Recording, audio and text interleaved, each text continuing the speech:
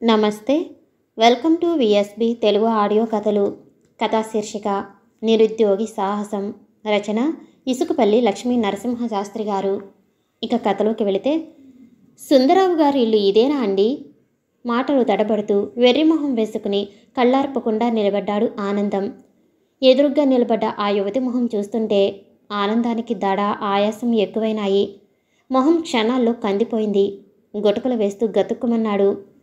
ఆహా, సుందరరావు గారి అని మళ్ళీ అందామనుకుని, ఏమిటా రిపిటేషన్ అని తనలో తాను సమాధానపడి, ఇదెవరిల్లండి అంటే సరిపోదా అనుకుని అది మనసుకు నచ్చక, నేను గుంటూరు నుంచి వస్తున్నాను అని ధీమాగా తన విషయమే ముందుగా చెప్పటానికి నిశ్చయించుకున్నాడు ఆనందం. ఇంత అవస్థపడుతూ మదనపడుతూ తబ్బిబ్బులైపోతున్నా కూడా ఆమె మాత్రం ఎల్లోరా సుందరిలాగా చలనం లేకుండా అట్లాగే నిలబడే ఉన్నది. బట్టల కొట్టులో పెట్టిన బొమ్మలా నిజంగా మనిషేనా అనే సందేహం ఒక్క క్షణం మెరుపులాగా ఆనందాన్ని ముందుకు వెనక్కు ఊపేసి మళ్ళా రెండు కాళ్ళ మీద నిలబెట్టేసింది. భూమి మీద పాదాన్ని గట్టిగా మోపేసి ధైర్యంగా, నన్ను ఆనందం అంటారు అని కళ్ళార్పుతూ పెదములు వెడల్పు చేస్తూ అక్షరాల్ని సాగదీశాడు. అబ్బా, మగవాళ్లలో కూడా ఇంత నాజూకు వాళ్ళుంటారు గామాలు అనుకుని వసంత బొగ్గసొట్ట బయట పెట్టేసింది. బనీనుతో సహా బుషర్ట్ కూడా ఆనందం హృదయాన్ని గట్టిగా అద్దుకున్నాయి. రుమాలతో నుదురు మీద తడిని కసిగా అద్దేసుకుని, సుందరరావు గారున్నారా ఇంట్లో అని ఆపళంగా ఒక్క గుక్కలో అనేశాడు. అన్నట్టు తల ఊపేసి ఇట్టే గిర్రున లోపలికి వెళ్ళిపోయింది వసంత. ఇంకా కనురెప్పలు మూతపడక మునిపే ఇంట్లోంచి రువ్వున ఓ పెద్ద కుక్క బౌమని అరుపును ముందుకు పారేసి చివాలున వచ్చిపడింది. ఆనందం చచ్చాన్రో బాబోయ్ అని ఓ పెద్ద కేక పెట్టడానికి పెనుగులాడి చివరకు నోటమాట లేకుండా ఉన్నవాడు ఉన్నట్టుగా కూలిపోయాడు. జాకీ సన్నని గొంతుక ఇంట్లోంచి కుక్కకు మాత్రమే వినిపించింది. చెవులు కిందకు జారుస్తూ నాలిక పొడుగ్గా సాగించి అటు ఇటు ఆ వరండాలో పచార్లు చేస్తుంటే తన చుట్టూ ప్రదక్షిణం చేస్తున్నట్టుగానే ఆనందం తన కళ్ళను రెంటిని ఆ కుక్క వైపుకే తిప్పుతూ ఆయాసపడుతున్నాడు. జాకీ ఏం చేయదండి అంటూ కుక్క తలను నిమురుతూ ఉంటే కుక్క తన పొడుగాటి నాలుకతో వసంత ఒంటిని నాకుతుంది. ఇంకేం చెయ్యాలి, నా ప్రాణాలు తీయలేదంటావు అంతేగా అని గట్టిగా అరవాలనిపించినా కూడా ఆనందం తమాయించుకుని, అవును ఏం చేయదు అని సణిగాడు. డాడీ ఇప్పుడే వస్తారు, ఇలా కూర్చోండి అని ఓ పెద్ద సోఫా సెట్టును చూపించింది. ఉన్న చోటు నుంచి లేవటం ఎట్లా? ఓ మూల ఆ కుక్క రెండు కళ్ళు తన మీదే ఉన్నాయే. అప్పుడప్పుడు బౌమని గుండె అదర కొట్టేస్తుందే. ఒకవేళ సాహసించి లేచినా ఆ సోఫా సెట్టులో కూర్చోవటం ఎలా? ఆ పక్కనేగా కుక్క నిటారుగా నిలబడి ఉంది అని ఇంకా ఎన్ని ఆలోచనలు వచ్చినా లేవటం తప్పనిసరి అయింది. ఆనందం లేచి నిలబడ్డాడో లేదో అప్పుడే ఆ కుక్క బహుమంది తనను మరిచిపోతాడేమో అన్నట్లు. జాకీ ఏం చెయ్యదు అని తనలో తానే అనుకుని ముందుకు వచ్చి సోఫాలో కూలబడ్డాడు. ఆ క్షణంలో అతని ఆలోచనలన్నీ తన ప్రాణరక్షణ మీదే కేంద్రీకరింపబడ్డాయి కానీ ఉద్యోగం మీద మాత్రం కాదు. ఆ జాకీ క్షణం ఒకచోట నిలబడదు. ఆనందం ఎదురుగా వచ్చేసి ఇట్టే బుషర్ట్ కాలుతో లాగుతుంది, నోటుతో ప్యాంటును గుంజుతుంది. ఇప్పటికీ కూడా జాకీ ఏం చేయదు అనే అభిప్రాయమే ఆమెకుంది. ఆమె వంక చూస్తే మాత్రం ఆ మాటే మళ్ళీ అంటుందని తల వంచుకుని ఆనందం ధైర్యాన్ని ప్రదర్శించడానికి ప్రయత్నం చేస్తున్నాడు. తనను ఒట్టి పిరికివాడని అనుకుంటుందేమో అని మొదట్లో బాధపడ్డా, అనుకుంటే అనుకుంటుందిలే అని మళ్ళీ ఒప్పేసుకున్నాడు. ఇంక కొంచెం సేపు ఆ కుక్క తనను వేధించటం సాగిస్తే ఏం చేసేవాడో ఏమో కానీ ఈలోగానే సుందరరావు వరండాలోకి రానే వచ్చాడు. జాకీ గేటిన్ అంటూ కుక్క వీపు మీద గట్టిగానే చరిచాడు సుందరరావు. సుందరరావు సహకారానికి ఆనందం లోపల లోపల ఎంతగానో సంతోషించాడు. కనుబొమ్మలు పైకి ఎగరేస్తూ ఆనందం వైపు చూశాడు. ఎవరు నువ్వు, ఏమిటి కదా అన్నట్లు. ఆనందం ధైర్యాన్ని పుంజుకుని లేచి నిలబెట్టాడు. రెండు చేతులు కలిపి నమస్కారం చేశాడు. తలుపు పక్కన నిలబడ్డ వసంత పక్కన నవ్వింది. దట్స్ ఆల్ రైట్ గద్దించాడు. సుందరరావు ఆనందం మొహంలోకి చిరాకుగా చూస్తూ, మీ అమ్మాయి నవ్వుతుంటే నన్ను గదమాయిస్తారేమిటండి అని స్వాగతం చేసుకుని పక్క జేబులోంచి కవర్ను ఇట్టే తీసేసి సుందరరావు చేతిలో పెట్టాడు. మొహం చిటచిటలాడిస్తూ ఆనందం వైపు ఏగాదిగా చూస్తూ కవరును బర్రున చింపేసి లోపల కాగితాన్ని చిర్రున లాగేసి కళ్ళు చిన్నవి చేసుకుంటూ అప్పుడప్పుడు కళ్ళజోడు కళ్ళ మీద నుంచి లాగేసి నుదురు మీద పెట్టేసి గబగబా చదివేస్తున్నాడు. అని సుందరరావు అనుకుంటుండే అని ఆనందానికి మూలుగు ప్రారంభమైంది. ఆరుపిడుగా నువ్వటవై అని సుందరరావు అనేసరికి ఆనందం హడలిపోయాడు. ఆ ధ్వనికి అతని చెవులు గింగురుమన్నాయి. ఇందాక కుక్క ప్రాణాలు తీసేటంత పనిచేసింది, ఇప్పుడు నిజంగా ఈయన ప్రాణాలు తీయనే తీశాడు అని ఆనందం దద్దరిల్లిపోయి, ఆ నేనేనండి అన్నాడు పెద్దగా ఆయాసపడుతూ. సుందరరావు పెద్ద పెట్టును నవ్వాడు. ఆనందం కూడా అట్లాగే నవ్వాలనుకున్నాడు. కానీ వెకిలిగా ఉంటుందేమోనని కొంచెం మెల్లిగా నవ్వుతూ, మొన్నే పాస్ అయ్యాను అంటూ ఏదో చెప్పబోతుంటే, అంతా రాశాడుగా, అమ్మాయి మన ఇంటికెవరొచ్చారో కనుక్కో అన్నాడు కూతురిని పిలుస్తూ. సమాధానం కూడా ఆయనే చెప్పుకున్నాడు. నీకు తెలియదులే, నా స్నేహితుడు చిన్ననాటి స్నేహితుడు, అతని సన్ వచ్చాడు. I'm very happy. కూర్చోవై, ప్లీజ్ సిట్ డౌన్. అసలు మీ ఫాదర్కి నాకు ఎన్నేళ్ల నుంచి పరిచయమో తెలుసా అంట. You don't know. మా పెద్దమ్మాయి లేదు, అరుణ. నీకు అరుణ సంగతి కూడా తెలియదుగా. ఆ అమ్మాయి చలమయ్య ఎక్కడ చచ్చాడు అంటుండగానే చలమయ్య ట్రేలో 2 కాఫీలు కప్పులు తీసుకువచ్చి ఇచ్చాడు. మా చలమయ్య చాలా మంచివాడు. సుందరరావు ఓ కప్పును ఆనందానికి అందించాడు. అవునయ్యా అంటూ చలమయ్య తల ఊపాడు. అవును కానీ సర్వేశ్వరరావు సంగతి ఎప్పుడైనా చెప్పానా నీకు? చెప్పలేదు. నాకు తెలుసు, ఆయన నా బాల స్నేహితుడోయ్. చిన్నప్పుడు మేమిద్దరం గోలీలు ఆడుకునేవాళ్ళం. మీరు గోలీలు ఆడటం ఏమిటండి? చలమయ్య పకాలున నవ్వాడు. సుందరరావు కోపంగా ఇట్టే చూడగానే చలమయ్య బెత్తరపోయి చప్పున పెదములు బిగించేశాడు. మీరెంతమంది అన్నదమ్ములు, అప్పచెల్లెళ్ళు? అవును గాని నువ్వేం భయపడవద్దు. నీకు ఉద్యోగం ఏదో ఒకటి ఇప్పిస్తాను. తెలిసిందా? ఏమంటున్నాను అర్థమైందా? సుందరరావు లేచి నిలబెట్టాడు. ఆనందం కూడా నిటారుగా నిలబెట్టాడు. నువ్వు కూర్చోవై, నువ్వు లేవటమేమిటి? ఒరే చలమయ్య, మన గెస్ట్ రూమ్ ఉంది కదా? ఏది? అదే ముందు కదోయ్. ఆనందం. ఏమిటి ఆనందం? పేరు బాగాలేదోయ్. ఆనందం ఏమిటి నా మొహం? ఆడ అయింది తెలీదు, మగ అయింది తెలీదు. ఆనందరావు అంటాను. నువ్వేమీ అనుకోవు కదా? నీ పేరు ఉంచా కదా? ఇప్పుడు ఏమిటి చెబుతున్నాను? నువ్వు ఆ గదిలో ఉండిపో అంటే ఇక్కడే నీ మకం. సుందరరావు చెరచెర లోపలికి వెళ్ళిపోయాడు. ఆనందం సూట్ కేసు చేతిలోకి తీసుకోగానే బెడ్డింగ్ చలమయ్య నెత్తిన పెట్టుకున్నాడు. ఒక అడుగు ముందుకు వేశాడో లేదో కుక్క రెవ్వున వచ్చేసింది. ఆనందం సూట్ కేసు చేతిలోంచి జారి అతని కాలు చిటికిన వేలు మీద పడి ఆనందాన్ని చిందులు తొక్కించింది. చలమయ్య అదే మాట. జాకీ ఏమీ చెయ్యదండి. ఇంకేం చేయాలంటావు? ఇప్పుడు చేసింది చాలదు అని ఆనందం భావం. అయితే పైకి మాత్రం అవును, ఆ కుక్క ఏమీ చేయదు అని నిక్కచ్చిగా అనేయాల్సిందే. తీరా రూములోకి వెళ్ళేటప్పటికీ చిటికిన వేలు పొడవు బాగానే తగ్గిపోయింది. మళ్ళీ గుమ్మ ముందు కుక్క తయారు. అయ్యగారిని అడిగి మందు తీసుకొస్తా అంటూ చలమయ్య వెనక్కి తిరిగేటప్పటికీ చలమయ్య చేతిని గట్టిగా పట్టుకుని, ఇదిగో ఇది first aid box, suit case కాదు. ఇది మందులు పెట్టే, తెలిసిందా? నేను వేసుకుంటా కానీ నువ్వు ఎవరితోనూ ఏమీ చెప్పొద్దు. నువ్వు ఈ కుక్కను మాత్రం నీతో తీసుకువెళ్ళదు అన్నాడు ఆనందం కాలు చిటికిన వేలును గట్టిగా చేతి బొటన వేలుతో రుద్దుతూ. ఈ కొత్తయ్య గారికి కుక్కంటే తెగని భయం అనుకుంటూ జాకీని వెంట పెట్టుకుని లోపలికి వెళ్ళిపోయాడు చలమయ్య. ఈ రోజుకు గండం గడిచి బయట పడ్డట్టే. తృప్తిగా ఆ రాత్రంతా నిద్రతో గడిపేశాడు. ఏ కళ రాలేదు. బళ్ళున తెల్లారేటప్పటికీ ఆనందం కంటికి ఎదురుగా కుక్క కనిపించింది. కళ్ళు తుడుచుకుని కళ్ళార్పుతూ తేరుపారా చూశాడు. ఛీ, కుక్క కాదు, అది కేవలం తన భ్రమే. అయినా ఏమిటా భయం? ఓ మూల అందరూ కూడా జాకీ ఏం చేయదు అంటుంటే కూడా అనుకున్నాడు. వసతి బాగానే ఉంది. ఉద్యోగ ప్రయత్నానికి వచ్చిన వాడికి ఈ మాత్రం అండ దొరకటం అందులో ఈ మహాపట్నంలో గొప్ప జాతకమే. అసలు అయినా నీలకంఠ సోమయాజులు చెప్పాడు కదా, బుధ మహాదశ నడుస్తుందని. బాగానే ఉంది అని తనలో తాను ఎన్నెన్నో ఊహించుకుంటూ మురిసిపోతున్నాడు. తెల్లవారటం ఆలస్యం. చలమయ్య కాఫీ కప్పుతో హాజరవుతాడు. షేవింగ్ పూర్తి కాక మునిపే, నీళ్లు తోడానయ్యగారు అనేవాడల్లా నీళ్లు చల్లారిపోతున్నాయి దాకా అనేసి గిర్రున తిరిగి వెళ్ళిపోతున్నాడు చలమయ్య. రోజు రోజుకి మార్పును చూపిస్తూ, ఏమిటి వీటి ధీమా, నా పనయ్యేదాకా ఆగలేడు. ఆనందం గట్టిగానే మందలిద్దామని అనుకున్నాడు. ఏంటి, ఇక నీకేమీ ఇబ్బంది ఏమీ లేదుగా? వేలకు అన్నీ వస్తున్నాయా? ఇదిగో, నువ్వేమీ మొహమాట పడవద్దు, తెలిసిందా? నాకు 190 పనులుంటాయి. ఓ చలమయ్య, ఈ అబ్బాయికి అన్నీ చూస్తున్నావా? ఓ ఆనందరావు, నీకేదైనా కావలసి వస్తే నన్ను అడగవై డైరెక్టుగా. నీ ఉద్యోగం సంగతంటావా? చూస్తున్నా, వచ్చేస్తుందిలే. ఇవాళ కాకపోతే 4 రోజులు ఆలస్యమైనా నీకు మించిపోయిందేమిటి? ఏమిటో చెప్పబోతున్నావు? చెప్పేసేయి. సుందరరావు 2 చేతులు వెనక్కి పెట్టేసి ఆనంద మొహంలోకి చూస్తూ నిలబడ్డాడు. నేను చాలా మొహమాటస్తుని. చెప్పుకోవటానికి నాకు నిజానికి బిడయంగానే ఉంది. మీరు నన్ను ఆదరించి ఎంతో సహాయపడుతున్నారు.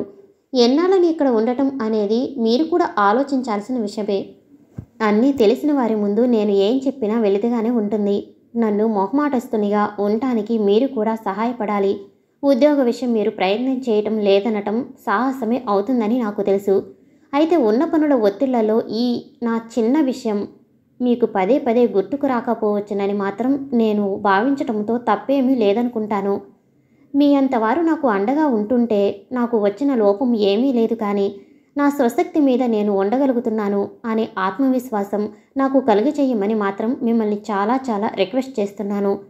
చాలా నింపాదిగా నిదానంగా మాటలు కామ పులిస్టాపుల దగ్గర ఆపి ఆనందం సుందర్రావు మొహంలోకి ఆశగా చూశాడు. సుందర్రావు ఒక్క క్షణం బెత్తరపోయి అట్లాగే నిలబడిపోయాడు. నువ్వు చాలా కాలంతకుడివి. నా సర్వేశ్వరరావును మరిపించావోయ్. ఎంత చక్కగా మాట్లాడావు.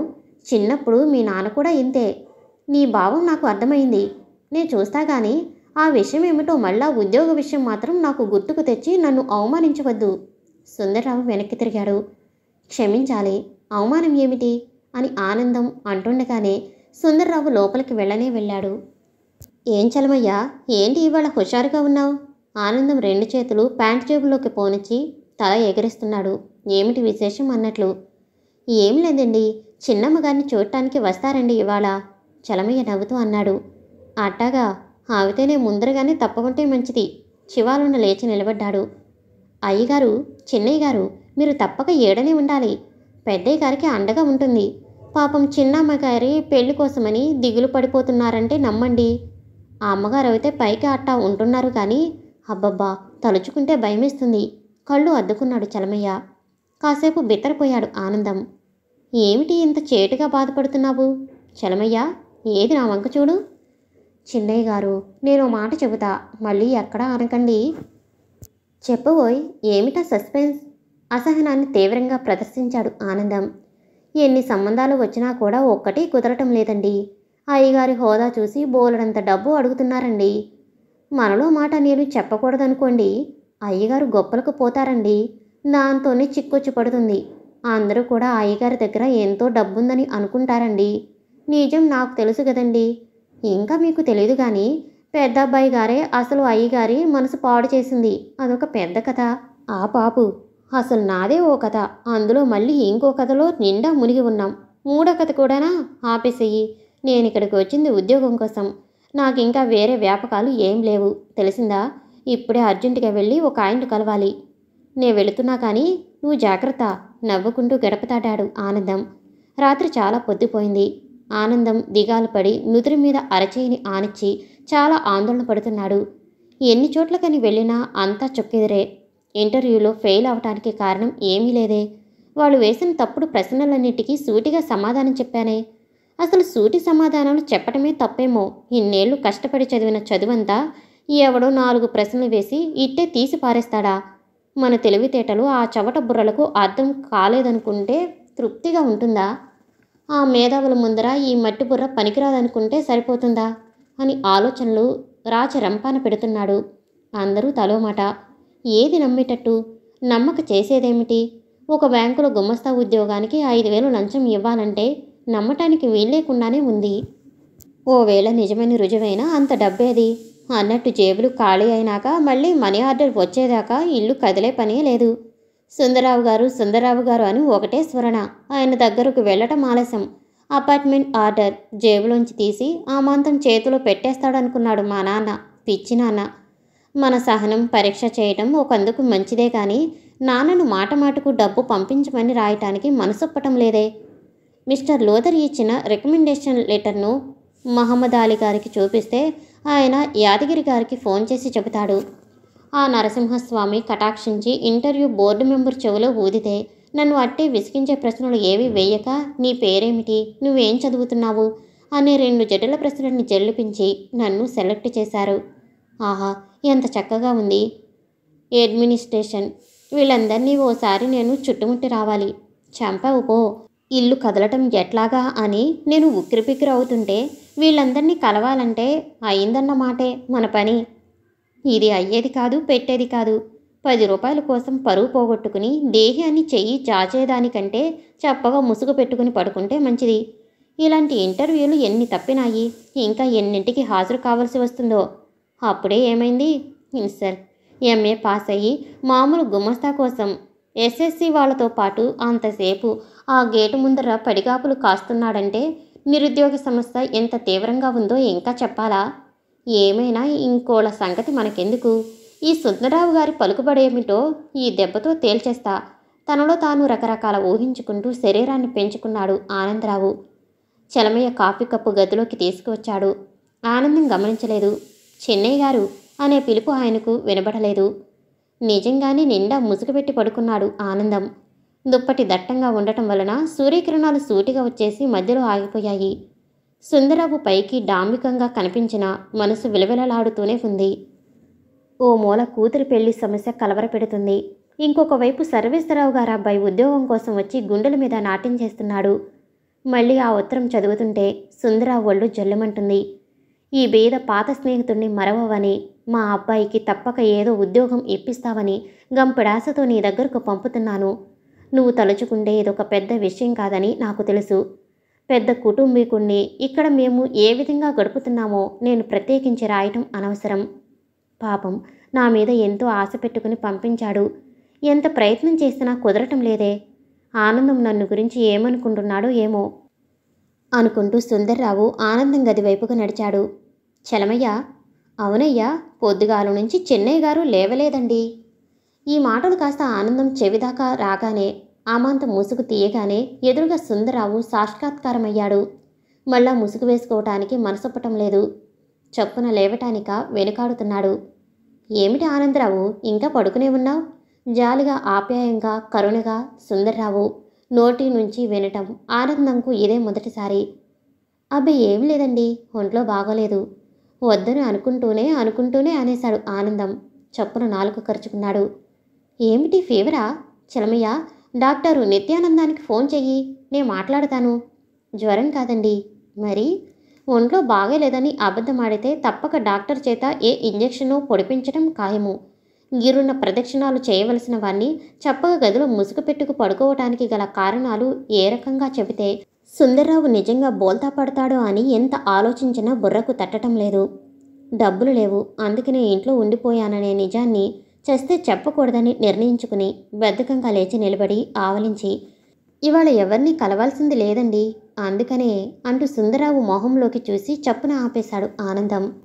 సుందర్రావు నిబ్బరంగా బింకంగా కళ్ళార్పకుండా చూస్తూ కళ్ళల్లో సుడులు తిరుగుతున్న వాటిని కింద పడకుండా విసుగు ప్రయత్నం చేస్తున్నాడు.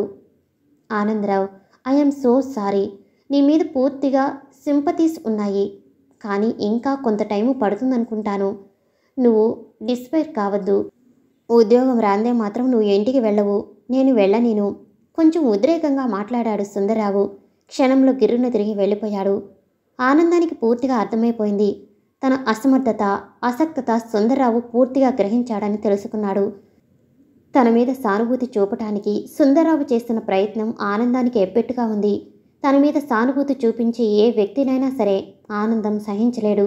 తన వ్యక్తిత్వానికి ఆత్మాభిమానానికి పెద్ద దెబ్బ అని అవమానంతో ఆ క్షణంలో కుంగిపోయాడు. ఏం చేయాలో తోచక అక్కస్సుగా దుప్పటిని విదిలించి అవతల పారేశాడు. వేణీళ్ళు పెట్టానండి అంటూ మామూలుగానే చలమయ్య వచ్చి చెప్పాడు. ఇప్పుడున్న మంటకు చన్నీళ్లే మంచిదిలే అనుకుంటూ ఈసారి మళ్ళీ వేణీళ్లు పెట్టానండి అని మాత్రం అనక అంటూ హెచ్చరించాడు. బయటికి వెళ్ళటానిక వీలైన పరిస్థితి, ఇంట్లో ఉండటానిక మనసొప్పటం లేదు. చిరుబుర్రులాడిపోతున్నాడు. కుక్క 2-3 సార్లు తొంగి చూసిపోతుంది. ఆనందం మహా కోపంగా చూపుడు వేలుతో గెట్ ఇన్, డోంట్ డిస్టర్బ్ అని కుక్కతో మనిషిని గదమాయించినట్టు గదమాయించాడు. కుక్క చెవులను కిందకి దించేసి తోకను జారేస్తూ ముడుచుకుని మెల్లిగా లోపలికి వెళ్ళిపోయింది. చెన్నై గారికి ఎంత ధైర్యం వచ్చింది అని లోపల సంతోషపడ్డాడు చలమయ్య. చలమయ్య మొహంలో మార్పును ఆనందం ఓ కంట కనిపెట్టాడు. ఆనందం ధోరణిలో అదోలాగా వచ్చిన మార్పును కనిపెట్టి మెదలకుండా కాఫీ ఇచ్చి చక్కాపోయాడు. మధ్యాహ్నం పోస్ట్మెన్ వచ్చి వెళ్ళిపోయాడే కానీ మనీ ఆర్డర్ మాత్రం రాలేదు. ఆనందానికి వెర్రెత్తిపోతుంది. చలమయ్య 2-3 సార్లు ఆనందం రూమ్ వైపుకు వచ్చి తొంగి చూసిపోతున్నాడు. ఆనందం చూసి చూడనట్టుగా ఊరుకున్నాడు. చలమయ్య మనసాగటం లేదు. సరాసరి లోపలికి వచ్చేసి 2 చేతులు కట్టుకుని నిలబడ్డాడు. వెనకాలే కుక్క కూడా తోకాడించుకుంటూ వచ్చి నిలబడింది. చెన్నయ్య గారు, మీరు కోప్పడకుండా ఉంటే ఓ మాట చెబుతాను. మొహం ఇంత చేసుకున్నాడు చలమయ్య. చలమయ్య, నీ మీద నాకు కోపం ఏమిటి చెప్పు? నేనా ఉద్యోగానికి వచ్చినవాణ్ణి. నా మీద అందరూ సానుభూతి చూపించాల్సిందే. నువ్వు కూడా ఏదైనా అనొచ్చు, తప్పేం లేదు. నన్ను ఎగతాళి చేస్తున్నావని మాత్రం నేననుకోనులే. నువ్వు కూడా 2 కన్నీటి బిందువులు రాల్చు. ఆనందం నిదానంగా వ్యంగ్యంగాను అన్నాడు. బాబాబు, అంత మాట అనకండి. పెద్దయ్య గారి మనసు మీకు తెలీదు. కుమిలిపోతున్నారంటే నమ్మండి. ఇప్పటికీ 12 పెళ్లి కొడుకులు వచ్చి చూసిపోయారు చిన్నమ్మాయి గారిని. ఆ అమ్మాయి గారు ఎంతగా బాధపడుతుందో మీకు తెలీదు. పైకి చెప్పలేక, లోపల అణుచుకోలేక అవమానంతో కుంగిపోతుంది. మొన్న వచ్చిన వారు 10,000 కట్నం అడిగారు. పెద్దగారి దగ్గర 10,000 కాదు కదా, 10,100 కూడా లేవండి. ఎట్టా పెళ్లి చేస్తారో ఏమో దిగులు పడిపోతున్నారు. మీరు తలుచుకుంటే చప్పున ఆపేశాడు చలమయ్య. పరధ్యానంగా వింటున్న ఆనందం ఒక్కసారి తుల్లిపడ్డాడు. ఏమిటి 10,000? నేను తలుచుకుంటేనా? నీకేమైనా మతిపోయిందా? అంత డబ్బు నా దగ్గర ఉంటే ఈ ఉద్యోగం కోసం దేవరింపు దేనికి అని మనసులో అనుకుని చప్పున మొహం వెడల్పు చేసుకుని, పెద్దయ్య గారు ఉన్నారా ఇంట్లో అన్నాడు ఆనందం చివాలున లేచి నిలబడి. గదిలో ఒంటరిగానే కూర్చున్నారండి అని చలమయ్య అంటుండగానే గబాలున చలమయ్యను కుక్క మీదకు నెట్టినట్టు తోసేసి సుందర్రావు గారి గది దగ్గరకు వెళ్ళాడు. May I come in? స్టైల్గా ఆనందం తలుపు దగ్గర నిలబడ్డాడు. ఆ అంటూ తల పైకెత్తి చూశాడు. నువ్వటోయ్ ఆనందం అని మనసులో అనుకుని రా అంటూ సన్నగా నీరసంగా అన్నాడు సుందర్రావు. నేను మీ ఇంటికి వచ్చింది కేవలం ఉద్యోగం కోసమే అని మీరు అనుకుంటే చాలా పొరబడిన వారవుతారు. నాకు ఆత్మాభిమానం అన్నిటికంటే విలువైనది, ప్రియమైనది అని అది వరకే మనవి చేసుకున్నాను.